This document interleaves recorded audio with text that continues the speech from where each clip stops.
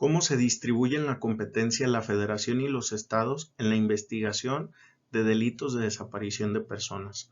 Es una pregunta cuya respuesta es complicada de establecer, derivado de que hay varias leyes que establecen diferentes reglas bajo las cuales debe de regirse esa competencia. Entonces, vamos a tratar de establecer algunos de los aspectos principales para considerar, no sin antes destacar que es precisamente el artículo 24 de la Ley General en materia de desaparición forzada de personas, desaparición cometida por particulares y del Sistema Nacional de Búsqueda de Personas la que establece primordialmente las reglas. Sin embargo, vamos analizando algunas de ellas. En primer término, como lo señalaba, destaco lo que es esta ley que fue publicada en el 2017 y creo que es relevante el destacar esta fecha porque precisamente en el 2017 pues ya había diferentes leyes que establecían diferentes reglas, como la Ley Orgánica del Poder Judicial de la Federación, el Código Nacional de Procedimientos Penales y propiamente también el Código Penal Federal y la Ley Federal contra la Delincuencia Organizada. Son algunas de las principales. Entonces, esta ley, pues, pudiera hasta cierto punto estar armonizada con el resto de leyes, pero puede ser que las otras leyes no se hayan modificado en razón de lo que establece esta ley. Entonces, hay que tomar eso en cuenta y como punto de partida para analizar algunos de los aspectos. En primer término, me remitiré a las reglas del Código Nacional de Procedimientos Penales que, ojo, establecen reglas para órganos jurisdiccionales, no tanto para los agentes del Ministerio Público. Sin embargo, más adelante haré una precisión. Y algo tan importante es que habla de la competencia territorial. Por alguna razón que seguramente va a ser un error de técnica legislativa, un error de redacción, se estableció competencia territorial cuando en realidad también establece reglas para la competencia en razón propiamente de si se debe de tratar de algo federal o algo local. Entonces, pues es al parecer un error de la ley, sin embargo vamos viendo algunos de los supuestos. En primer término, la fracción 1 nos habla de que los órganos del fuero común van a tener competencia sobre hechos que ocurren dentro de su circunscripción, es decir, pues la regla más básica. Si en un estado existe una división territorial que establece el Consejo de la Judicatura del mismo o el Tribunal Superior de Justicia de ese estado, pues entonces hay que respetar esa circunscripción.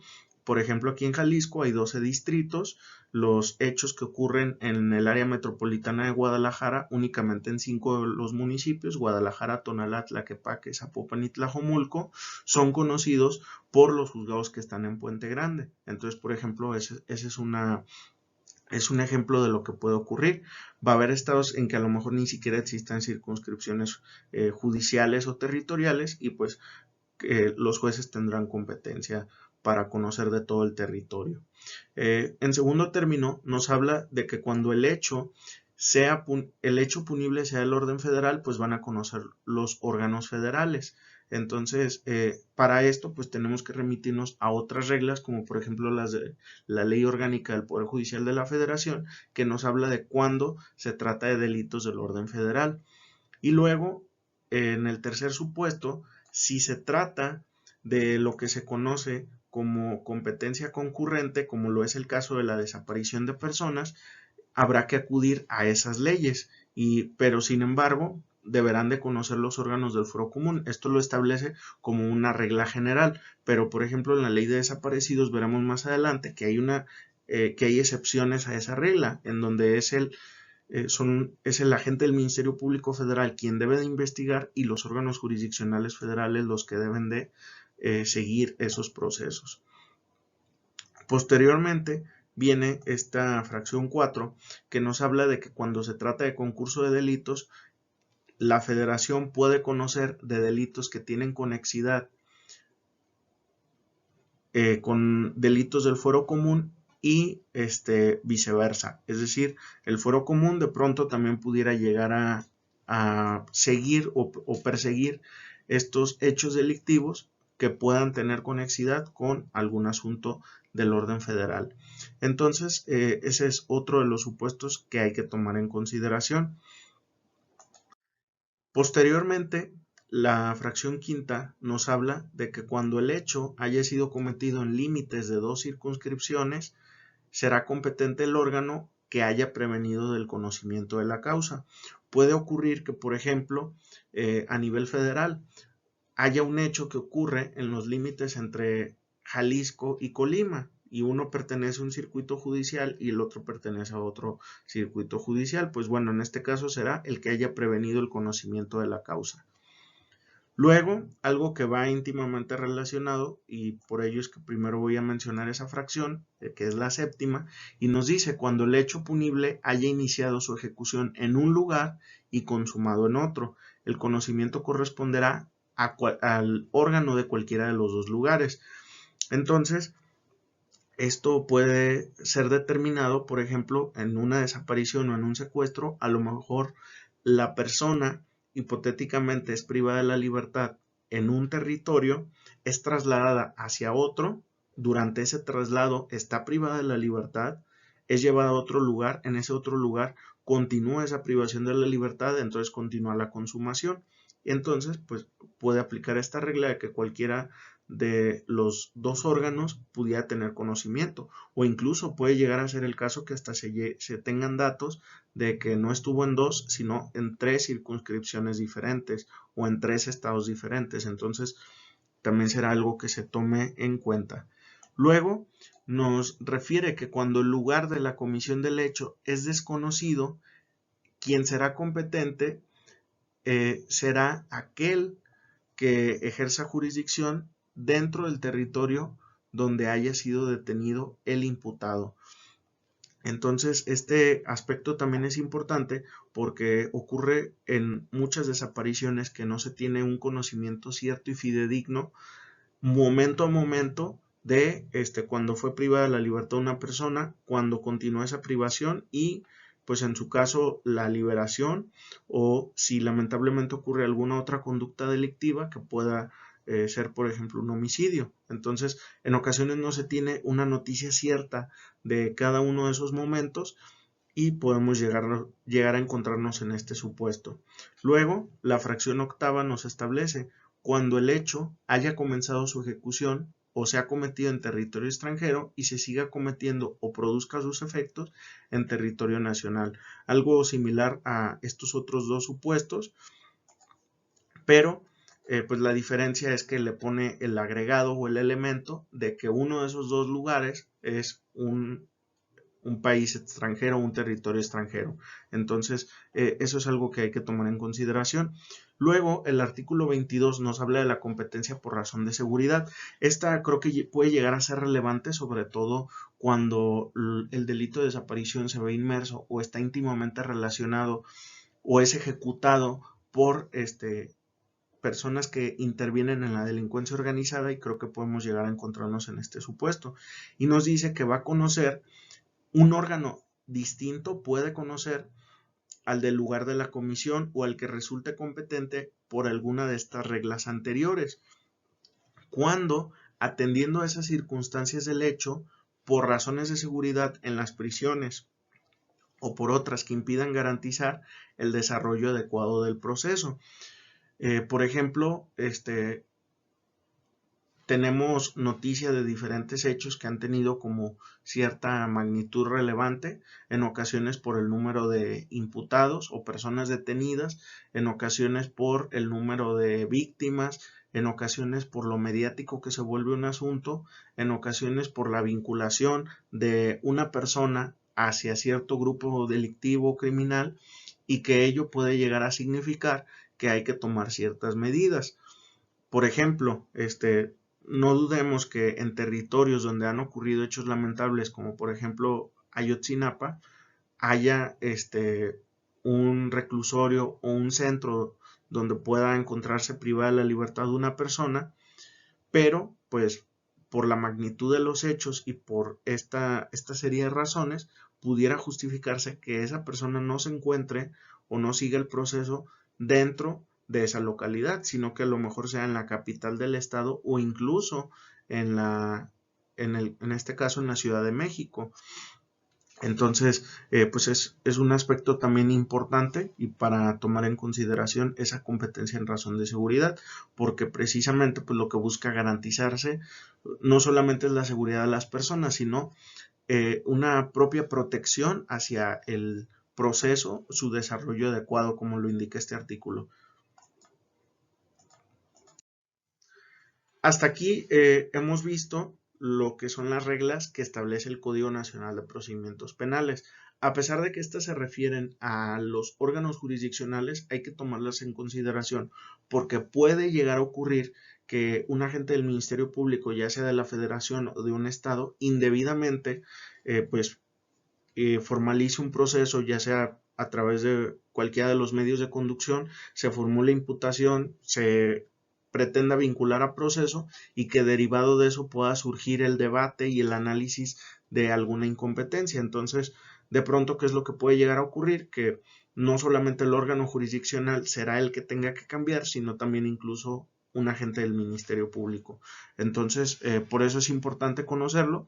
Y ahora vamos con las reglas que nos establece la Ley General en materia de desaparición forzada de personas, desaparición cometida por particulares y del Sistema Nacional de Búsqueda de Personas. Creo que estas son las más relevantes para el caso que nos ocupa, porque finalmente es la ley que se encarga de ese tipo de delitos, entonces hay que atender a ella. Sin embargo, vamos a ver que está vinculada con algunos otros supuestos. Nos dice en primer término, se encuentre involucrado algún servidor público federal como probable responsable o como sujeto pasivo de los delitos previstos en esta ley. Esa es la primera regla por la cual un delito no va a ser conocido por los estados y sí va a ser conocido por la federación. Entonces, ¿quién pudiera ser principalmente? Pues en su momento la Policía Federal, hoy Guardia Nacional. Y digo hoy Guardia Nacional porque pues existe esa serie de acuerdos en donde se ha establecido que varios de sus elementos o la gran mayoría de los elementos de la extinta Policía Federal pasen a la Guardia Nacional. Entonces, puede ser cualquiera de ellos, puede haber también incluso hasta funcionarios, por ejemplo, servidores, perdón, del Instituto Nacional de Migración. Pudiera ser a lo mejor, por ejemplo, en el caso de migrantes, pudiera ser también alguien que intervenga en este tipo de delitos.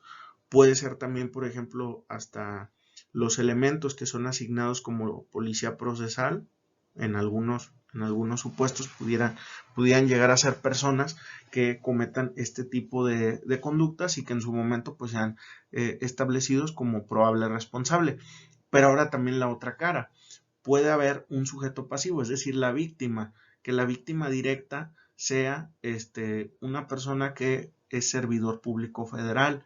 Y también pues lamentablemente vamos a hablar de pues diversos servidores públicos que en ocasiones se enfrentan a este tipo de situaciones, como pudieran ser pues también policías, elementos de la Guardia Nacional, policías ministeriales, agentes del Ministerio Público y hasta jueces.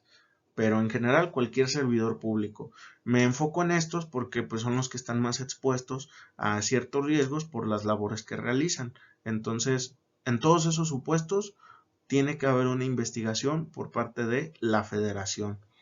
Algo importante por recordar es que este artículo 24 recientemente existió la iniciativa o existió la pretensión de desaparecerlo. Querían eliminar el artículo 24 para solo quedarnos con las otras reglas de competencia y pues lo que se buscaba principalmente es que la federación no tuviera esa carga de estar investigando tantas desapariciones o que al menos no estuviera la puerta tan amplia para que investigaran las desapariciones, algo bastante criticado y que pues afortunadamente del dictamen que emitió el Senado para una nueva ley orgánica de la Fiscalía General de la República, junto con tantas leyes que se pretenden modificar, cerca de 50, pues no venga esa propuesta de modificar el artículo 24.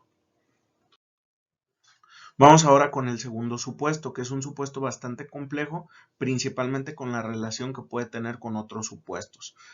Dice, se actualizan las hipótesis previstas en la Ley Orgánica del Poder Judicial de la Federación, en el Código Nacional de Procedimientos Penales, en el Código Penal Federal o cualquier otra disposición que otorgue competencia a la federación. Bastante amplio porque hay bastantes leyes que otorgan esa competencia, pero vamos retomando únicamente algunos y quizá los más principales. Me remito en este caso al artículo 50 de la Ley Orgánica del Poder Judicial de la Federación, que nos habla de que los jueces federales conocerán de delitos del orden federal. ¿Y cuáles son esos delitos? Bueno, los que están previstos en leyes federales y tratados internacionales. En el caso del Código Penal Federal, los incisos B al L de esta fracción. Luego nos dice los señalados en los artículos 2 al 5 del Código Penal, que también en esencia pues se refiere como aspectos muy genéricos, los cometidos en el extranjero por agentes diplomáticos, personal oficial de las legaciones de la República y cónsules mexicanos, los cometidos en embajadas y legaciones extranjeras, aquellos donde la federación es sujeto pasivo, es decir, que la federación es víctima, ya sea la federación como ente o como institución o alguno de los individuos que lo conforman, y los cometidos por un servidor público o empleado federal en ejercicio de servicio de sus funciones o con motivo de estas. Entonces, si se fijan, esto nos regresa un poco a lo que era la fracción primera. Luego continúa diciendo este artículo 50 de la Ley Orgánica del Poder Judicial de la Federación, los que son cometidos contra un servidor público o empleado federal en ejercicio de funciones o con motivo de ellas, así, y señala un catálogo: presidente, procurador general o fiscal, diputados, senadores, ministros, magistrados, jueces, miembros del Consejo de la Judicatura Federal, del Tribunal Electoral del Poder Judicial de la Federación, del Consejo General del Instituto Nacional Electoral, ahí todavía lo refiere como federal, Comisión Nacional de Derechos Humanos, directores o miembros de juntas de gobierno o los equivalentes de los organismos descentralizados. Es decir, pues un catálogo bastante amplio de diferentes servidores públicos. Luego, los perpetrados con motivo del funcionamiento de un servicio público federal, aunque dicho servicio está descentralizado o concesionado. Ese, pues, creo que el único supuesto que a lo mejor pudiera ser y que no entra tanto dentro de este elemento, pues que en este caso sabemos que en petróleos mexicanos pues existen ciertas características, sobre todo por el combate al fenómeno conocido como huachicol, perdón, y pues pudiera ser que derivado del ejercicio de ese tipo de funciones, a lo mejor en ese inter pueda ocurrir una desaparición por parte de estas personas o en contra de estas personas. Quizá eso pudiera llegar a justificar este inciso. Luego nos dice, perpetrados contra el funcionamiento de un servicio público federal o en menoscabo de bienes afectados a la satisfacción de dicho servicio, aunque éste se encuentre descentralizado o concesionado. Aplicaría lo mismo. Si bien como tal no se cumple con ese elemento, pues a lo mejor buscar como una especie de interpretación conforme al artículo para que sea la federación la que conozca. Todos aquellos que ataquen, dificulten o imposibiliten el ejercicio de alguna atribución o facultad reservada a la federación. Pues es obvio que, por ejemplo, cuando supongamos que se pretende cometer o se comete una desaparición, se priva de la libertad a una persona que forma parte de la Comisión Nacional de Búsqueda, ¿qué es lo que se buscaría? Pues invariablemente se está buscando atacar, dificultar o imposibilitar el ejercicio de una atribución reservada a la federación. Si bien la búsqueda de personas no es como tal reservada a la federación porque existe concurrencia entre la federación, estados y municipios, pues invariablemente hay una atribución que tiene la federación que está ejerciendo y que pues en este caso una conducta criminal va en contra de esas atribuciones o busca dificultarlas. Entonces creo que ahí se puede llegar a dar ese supuesto. Y luego se refieren a algunos otros que ya no voy a andar en ellos porque no son relevantes para la presente exposición. Sin embargo, pues quise incluirlos para no omitir o cortar el contenido de este artículo. Ahora veamos lo que dice la Ley Federal contra la Delincuencia Organizada.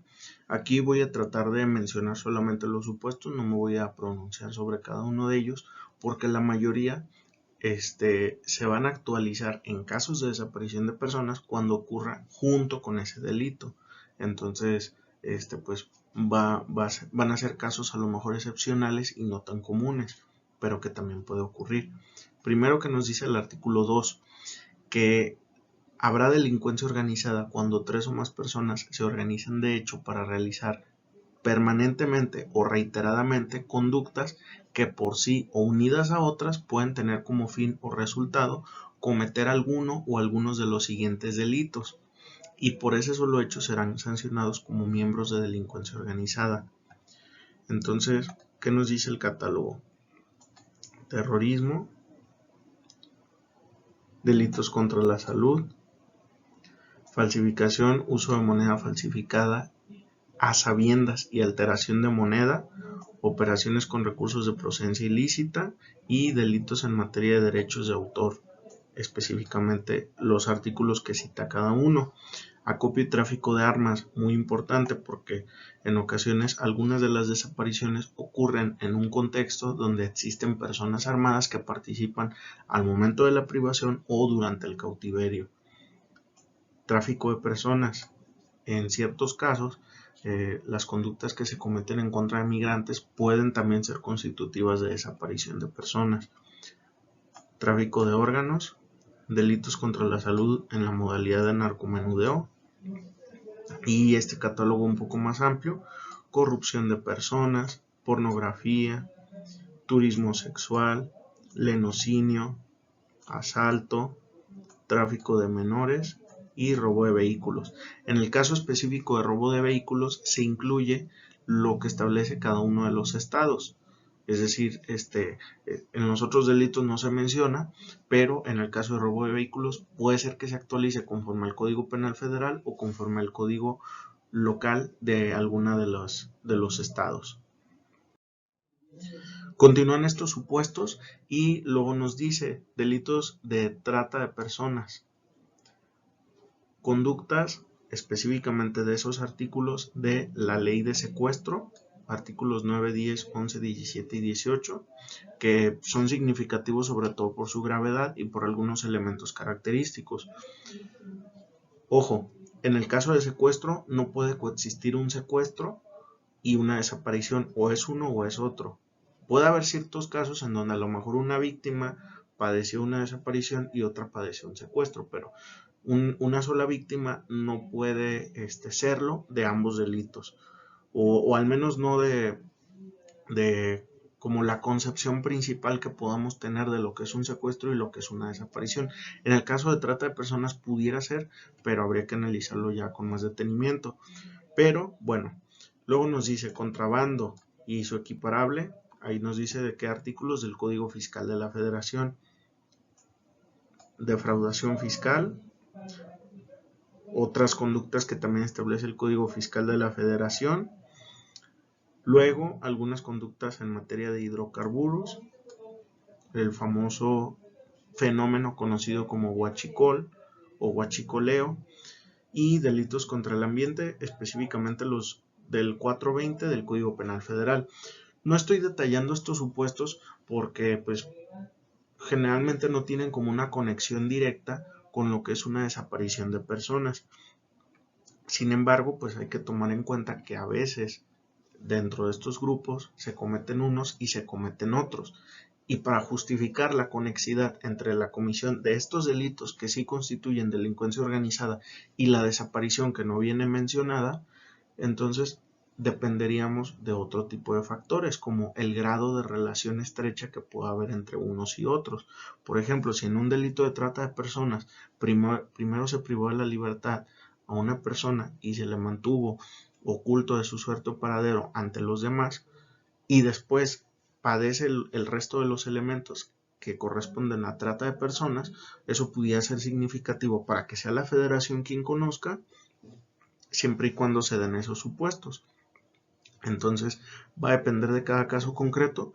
Yo destacaría sobre todo el de acopio y tráfico de armas, porque en ocasiones eso es lo que puede ser significativo para que se dé la competencia a favor de la federación.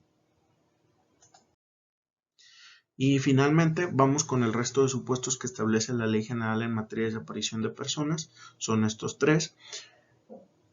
La fracción tercera nos dice: exista una sentencia o decisión de un organismo internacional de protección de derechos humanos o una resolución de un órgano que está previsto en cualquier tratado internacional en el que se determine la responsabilidad o obligación del Estado mexicano por defecto u omisión en la investigación, persecución o enjuiciamiento de los delitos.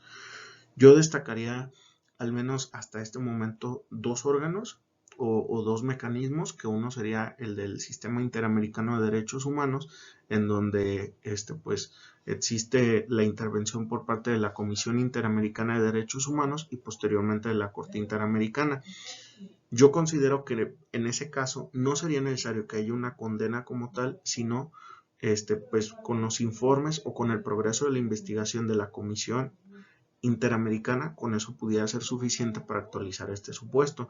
Y por otro lado, en el caso del Sistema Universal de Derechos Humanos, la intervención que se da por parte del Comité contra las Desapariciones Forzadas de la ONU puede llegar a justificar. Entonces, creo que esos serían los dos principales. De pronto puede haber otro tipo de organismos que no son como tal coercitivos o que no tienen pues esa aplicabilidad o vinculación con el Estado mexicano conforme al 133 constitucional, pero pues creo que es innecesario ahorita pronunciarse sobre eso. Pero por ejemplo, si yo fuera una organización de la sociedad civil y que de pronto veo que existe cierta preocupación en ciertos estados diferentes, pues eso pudiera llegar a justificar el que a lo mejor yo trate de encuadrar este supuesto en una interpretación un poco más amplia. Por ejemplo, ha llegado a haber casos, como ocurrió en Ayotzinapa, donde hubo hasta conocimiento de tribunales de Alemania por ciertos hechos, o incluso en Estados Unidos también por hechos que estaban vinculados en algunos aspectos. Luego, la fracción 4, el MP federal solicita a la Fiscalía de la entidad federativa que le remita la investigación como una facultad de atracción cuando esto sea por las características del hecho, así como las circunstancias de ejecución o relevancia social del mismo. Entonces, eso también puede llegar a justificarse siempre que se reúnan estos elementos. Nada más que la diferencia es que aquí es una facultad del MP federal y puede ser relevante socialmente, pero si el Ministerio Público no quiere, pues no existe como esa vinculación, a diferencia del otro supuesto de la fracción tercera. Luego, y finalmente, la fracción quinta: durante la investigación hay indicios de que en la comisión del hecho participó una persona cuya pertenencia o colaboración con la delincuencia organizada esté acreditada. Hay que tener cuidado con el esté acreditada, porque, pues, ¿qué es la acreditación? No lo dice la ley. El Código Nacional de Procedimientos Penales pues establece ciertas reglas para avanzar en un proceso penal, pero por ejemplo para una vinculación a proceso solamente se requiere la probabilidad de que lo cometió o participó en su comisión y un hecho que en apariencia sea delito. Entonces, para justificar este supuesto, al menos en una investigación inicial, pues no habría de requerirse un estándar tan amplio, salvo que en su momento la postura que se decide tomar aquí es que con acreditada se refiere a que sea una persona que ya esté incluso hasta sentenciada para poder justificar ese supuesto, pero creo que no sería adecuado irnos con esa interpretación. Luego nos dice: la víctima podrá pedir al MP federal que solicite la remisión de la investigación a la que el MP deberá responder de manera fundada y motivada. Creo que eso es adecuado, que existe esa exigencia hacia el Ministerio Público Federal de que diga por qué no quiere que se remita o por qué no la quiere requerir. Entonces eso me parece muy adecuado y pues ahí es a lo mejor donde la víctima puede tener mecanismos de defensa. Uno de ellos, por ejemplo, a mí se me ocurre que una vez rindiéndose esa respuesta de manera fundada y motivada, si no se atiende a ella, pues un famoso artículo 258 del Código Nacional de Procedimientos Penales para combatir esa decisión que tome y ahora que un juez sea el que diga si estuvo correctamente esa respuesta. Y finalmente dice que la investigación, persecución y sanción de estos delitos corresponde a los estados cuando no se surten estos requisitos. Es decir, regla general, conocen los estados, particular, la federación. Y finalmente, será competencia siempre de autoridades civiles, no militares. Y bueno, eso sería todo de mi parte. Yo soy Joseph Poli.